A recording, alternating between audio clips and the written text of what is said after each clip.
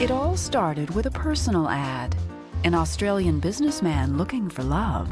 James just had this confidence about him. This one's for you. I was swept up in the excitement and the whole experience. But the thrill would come with a price. Being married to 2 women at the same time, or 3, who knows? It was not even like watching a movie. It was worse because it was people you knew. Soon, Donna Anderson would learn that her husband's dashing charm was nothing but a mask for the kind of man he really was. I couldn't believe it. It was just beyond my comprehension. When it comes to love and marriage, things aren't always what they seem.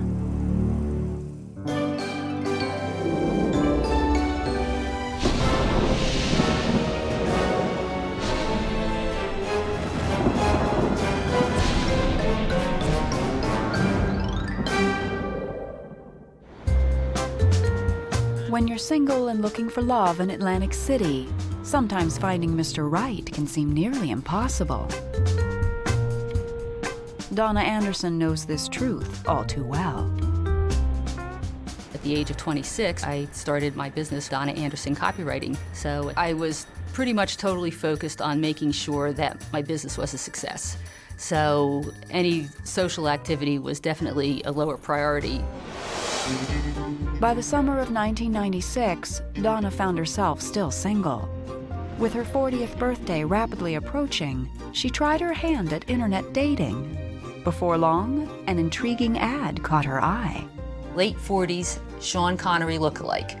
Ex-Green Beret, but I baby talk to my dog. The ad was placed by a local widower, a transplanted Australian named James Montgomery. Before long, the two set up a time and place to meet. He talked about how he had been a scriptwriter in Hollywood, and he had several businesses that he was in the process of starting. One of them was an electronic theme park for adults, and he wanted to start another television channel here in Atlantic City. So that was kind of exciting. I think James talked a really good game. I think he thought he was pretty impressive. The whole package sounded like amazing. I had never met anyone like it. Wow. Donna was hooked, and the romance was off and running. He showered me with a lot of attention. He was always sending me emails, sending poetry, cards. This is the love of my life. Good morning. Their relationship was clearly on a fast track. James moved at a dizzying speed. 4 days after their first date, he proposed. And I was astounded, and I said yes. I was swept up in the excitement and of the whole experience. I felt like finally my turn had come, and the knight had shown up on his shiny horse. Donna was sure she had found the one, and just 4 months after they met, she and James tied the knot. Now confirm you, husband and wife. Now you make me. The wedding was lovely. It really was. Her close friends were there. She looked beautiful. She really did. Donna seemed happy at her wedding. She found her boyfriend, she found her lover, she found her now husband. At one point, I was going around saying hello to all my guests, and my younger brother says, "You're the queen." And I did. I felt like the queen. It was a fabulous day.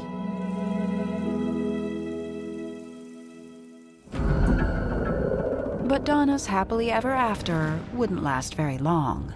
And what happened next played out just like a scene in a bad movie. I never expected that my life would deteriorate to the point that I would be in this position. This was not at all what I agreed to. 2 years into the marriage, money was so tight for the couple that Donna decided to pawn some of her jewelry. James had been keeping her rings under lock and key. He told me that the rings were in a lockbox in his office. But when Donna went to find them, she stumbled upon something shocking. So I started looking around for a lockbox, and I found it in the closet. And I absolutely could not believe what I found in that box. Donna's discovery would shatter her world.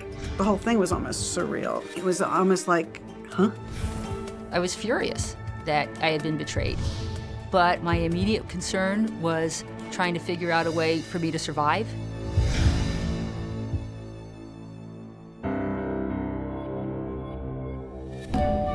It was the fall of 1996, and after a whirlwind romance and storybook wedding, Donna Anderson and James Montgomery had all the hopes of a bright future. James presented himself as someone who would absolutely accomplish everything that he set out to do. He just had this confidence about him. He was certain that everything he was pursuing would be fulfilled. James had several business deals pending, but none had come to fruition, so money was tight. Supporting the couple fell to Donna. Donna was supporting James because when he moved out of his apartment, he doesn't have to pay rent. He's freeloading on Donna. I didn't like it. Donna not only paid the rent, but she paid for her entrepreneur husband's business trips as well. James traveled a lot for business. He was going to trade show events to find people to get involved with the theme park. He was going to events related to the television network. He had to make these connections, so it seemed to me that it was reasonable for me to be paying for these trips. Donna was content to support her man from the sidelines. Then, James presented her with a business proposition. He showed me one of his proposals for the businesses, and then he says, you know, by the way, Donna, you really should invest in this. These businesses are going to be successful. They're going to make a lot of money. Donna is conservative. She took business seriously. She had to really, truly believe in something before she would invest in it. So I asked him, well, what would I have to do? And he said, well, $5,000 will get you several points of ownership. And so it seemed to me to be a good idea. I felt like he was looking out for me. Then, just a few days later, James had another investment opportunity for Donna. James learned that slot machines were going to be legalized on the ocean piers in Atlantic City. So he wanted to go buy this option on Central Pier so that anybody who wanted to put slot machines on the piers would have to deal with us. But this time, the price tag was heftier. $20,000. I didn't have $20,000. So he says to me, well, how much do you have? And I said, probably $10,000. And he says, okay, well, that'll be fine. I'll get the rest of the money. So I gave him the $10,000. It was another leap of faith. But Donna was hopeful. James conveyed the impression that it would be impossible for anything to fail or to go wrong. But James was a little too optimistic. None of his business ventures ever seemed to pan out. He told Donna he was having trouble closing the deals. So she was left financially drained and questioning her marriage. My first year of marriage was very confusing because, on the one hand, James continued to proclaim how much he loved me. On the other hand, we were broke. And I was making good money, and as fast as I made it, he spent it. And he didn't seem to have any concept of financial responsibility. Then, in January of 1998, Donna made an unpleasant discovery that took her mind off any financial troubles. James was away on a business trip, and I needed a phone number. So I went to his desk. What Donna found stopped her dead in her tracks. And I open up one drawer, and I find a stack of Polaroid photographs. And they're photographs of naked women. And I was like, what is this? And I was angry. This man is my husband. Why does he have pictures of naked women? A few days later, when James returned home, Donna was waiting to confront him. I said, what are these pictures? And he says to me that they're pictures from his past. He just keeps them for old time's sake. I was pretty upset by this. The easiest thing for me to do was believe him, so that's what I chose to do. Donna might have accepted her husband's story, but her troubles were just beginning. I had no idea he was that deceitful and cheating on me to that level. I thought maybe he might have girlfriends on the side, but I didn't know he had other wives.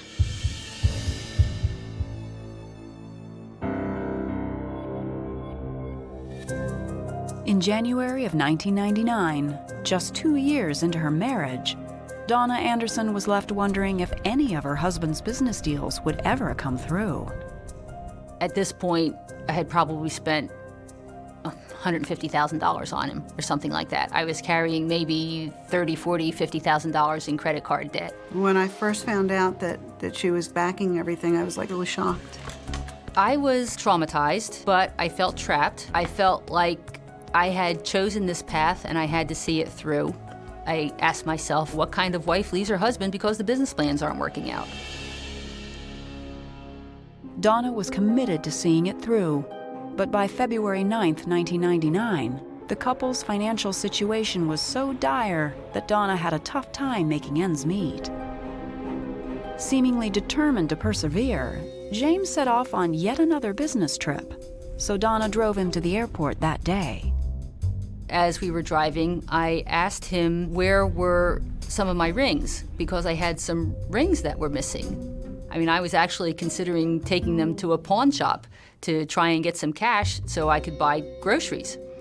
And he told me that the rings were in a lockbox in his office. Donna went back home, anxious to retrieve her rings. So I open up his desk drawer and I find the key, and I open the box, and I absolutely could not believe what I found in that box. I found all this evidence that he had been scamming not only me, but 20 or 30 other women. And essentially, he funded his lifestyle by meeting women and taking their money. I started finding photographs of all these women that he was involved with and his correspondence with these different women. I mean, it was mind-boggling. It seems James's business trips were for a different type of business entirely. What really angered me was that I realized that he's taking all these flights, going to these places to see all these women that he's involved with, and I'm the one buying the tickets. It was not even like watching a movie. It was worse because it was people you knew. But as Donna continued to dig through James's safe, it had one final secret to reveal, and it was a doozy. I found photographs of him with an infant. I found Christmas cards from the mother and James that had yet to be sent out. James was the proud papa of a bouncing baby girl, conceived and born while James was married to Donna. I found a birth certificate, and the birth certificate showed that James was the father of a child that had been born almost a year earlier. During his marriage to Donna, James had managed to string along possibly as many as half a dozen women at the same time, all of them thinking they were his one and only. I had no idea that he was that deceitful and cheating on me to that level. But actually, one of my first reactions was, now I can leave. 2 days later, Donna called James to tell him their marriage was over. So he says, please come back. I love you. You know that I love you. And I said, no, it's over. We're done. Those were the last words that Donna ever spoke to James Montgomery. But only 10 days later, James took his scamming to a whole new level. I started contacting some of these other women, And one of my calls was to a woman in Florida who was a friend of the woman who he had a child with. And I was astounded. What he had done was I left him, and 10 days later, he married her. So he committed bigamy. With this ring, I wed you. Not only was James now a bigamist, but it wasn't even the first time. When he married the wife before me, he was still married to the wife before her. I, James, take thee, Kathleen. As the layers unfolded, it was shocking. We is married. I thought maybe he might have girlfriends on the side, but I didn't know he had other wives. To heaven to home. Mistake forth. James may have pulled the ultimate con, but Donna was about to go for the ultimate revenge.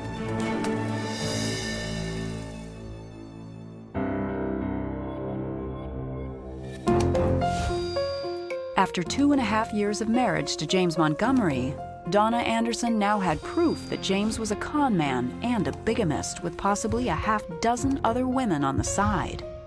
Somehow he had gotten away with it all this time. I, James, take thee, Kathleen. Come to find out, James had a secret voicemail account. So he was getting all these messages from all these different people going to this special phone number and not telling me anything that was going on. But how did a smart businesswoman like Donna get conned? She wanted to believe the guy. I understand he's quite intelligent, but when you're looking for somebody, you kind of overlook some things. I was very hard on myself. I was like, how could you be so stupid? How could you be so gullible? And the reason is because of that psychological manipulation that goes on. This is the love of my life. It's very difficult for people who have not been in this type of relationship to understand what it's like. This one's for you. He was a real slob, you know what I mean? A real predator. You know, he's doing this to other women. Some lady, sooner or later, is going to go off the deep end and blow this guy's head off with a pistol, and I would call that justifiable homicide. But Donna took the high road, and in June of 1999, she filed for divorce from James Montgomery. As part of the proceedings, Donna brought a civil suit against James for financial fraud. James had taken from me $227,000 that I paid in his business expenses. So that was the amount that I claimed in the divorce. The judge found that he had committed fraud against me. The judge awarded me all the money that I asked for and $1 million in punitive damages. James never showed up in court and was legally declared in default. Since he still had no income and only $517 to his name, that is all Donna ever received. What I know now was that the whole marriage was a scam. He never loved me. For him, I was just a cash cow. I mean, he told me that he was going to be the next Walt Disney, and I guess I was Tinkerbell. But it wasn't over yet. 4 years after her ordeal, Donna, on a lark, did an internet search on James Montgomery and came across an interesting bio. I find a headline that says, James Montgomery, new man at the helm. He was now at a university in Australia as the manager of its radio network. And this was amazing to me because he had a job. Since James was actually employed for once, Donna hired an Australian attorney to re-serve James her civil case. James had stopped responding to the lawsuit, so he was declared in default, which meant that I could go ahead and push him into bankruptcy, which is what they do in Australia. But James actually saved me the trouble by declaring bankruptcy himself. By now, the Australian media was onto his case. When Donna tipped off a group that investigates military imposters that James had been falsely posing as a war hero, he became the subject of newspaper articles and lost his job at the radio station as a result. Even though she never got her money back, Donna considers his public humiliation sweet justice. She's just done really well. I think that she's really just really come full circle, and I'm happy for her.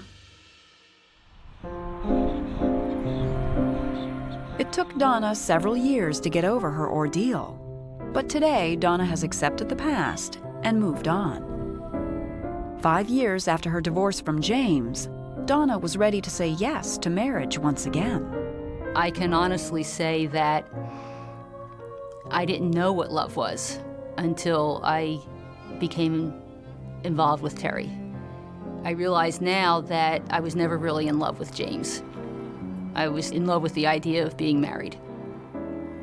Though she's happy today, Donna will never forget the hard road she traveled. And in her book and website, Love Fraud, she has words of advice for others. People want to think that there's good in everyone. Unfortunately, it isn't true.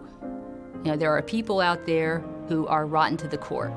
They are living among us. They have no heart, no conscience, no remorse.